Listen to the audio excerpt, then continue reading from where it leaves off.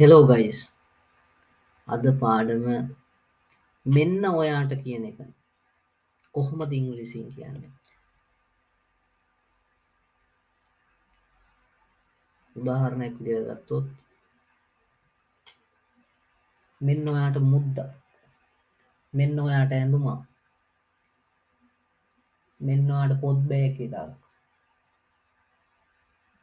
මෙන්න ඔයාට චොක්ලට් එකක් මෙන්න ඔයාට රෝස මලක් මෙන්න මේ අනාදී වශයෙන් දේවල් අපි සිංහලෙන් ඕනතරම් කතා කරනවා අපේ එදිනදා ජීවිතයේදී ඕනතරම් මේ විදිහට සිංහලෙන් කතා කරනවා අපි අද පාඩමෙන් බලාපොරොත්තු වෙන්නේ ඒ සිංහලෙන් කතා කරන එක කොහොමද ඉංග්‍රීසියෙන් කතා කරන්න කියලා.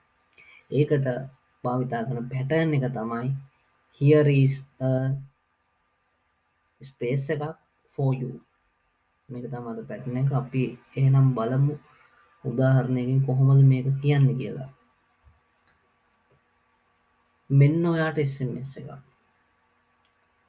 here is a SMS for you. තව උදාහරණයක් බලමු. මෙන්න ඔයාට කෝල් එකක්.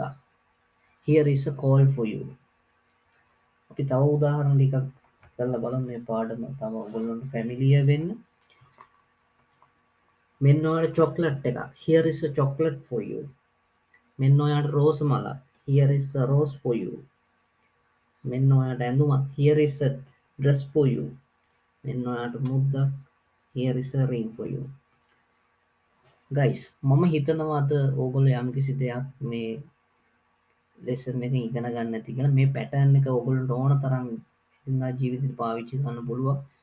මම ඉල්ලනවා ඕගොල්ලන්ට එදිනදා ජීවිතේ හම්බ වෙන මේ පැටර්න් එක යූස් කරලා හදන්න පුළුවන් සෙන්ටෙන්ස් හැම එකක්ම හදලා ප්‍රැක්ටිස් කරලා පුළුවන් තරම් ප්‍රැක්ටිස් කරලා ඕගොල්ලන්ගේ ස්පෝකන් ඉංග්‍රීසි හැකියාව වැඩි දියුණු කරගන්න.